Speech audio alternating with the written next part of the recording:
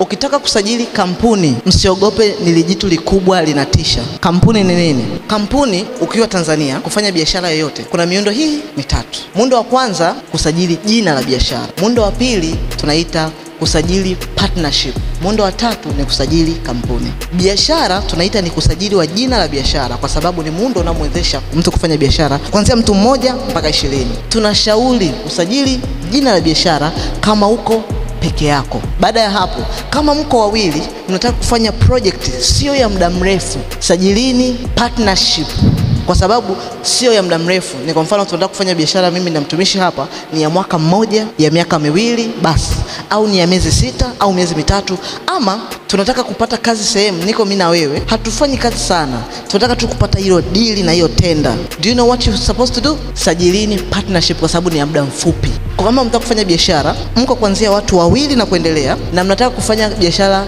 isimame, muweke alama kwenye hiyo industry, kwa biashara yoyote mlionayo, yoyote ile, mko wawili na kuendelea, sajilini kampuni. Vile vile, kama uko peke yako unataka kufanya biashara, the best way ambao nakushauri ya kufanya biashara kwenye hizi sehemu tatu ni kusajili kampuni. Kampuni ni sehemu salama zaidi kati ya hizi tatu.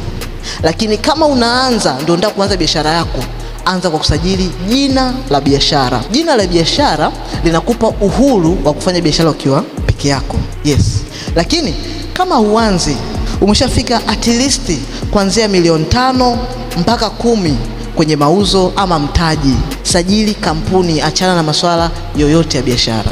Kama uko chini ya milioni 5 kushuka chini, sajili biashara. Trust me, mimi nilianza haya yote nilikuwa nimesajili jina la biashara, mpaka mambo yalivyokolea ndio nikashifti kutoka kwenye jina la biashara kuja kwenye kampuni. Now I'm a CEO.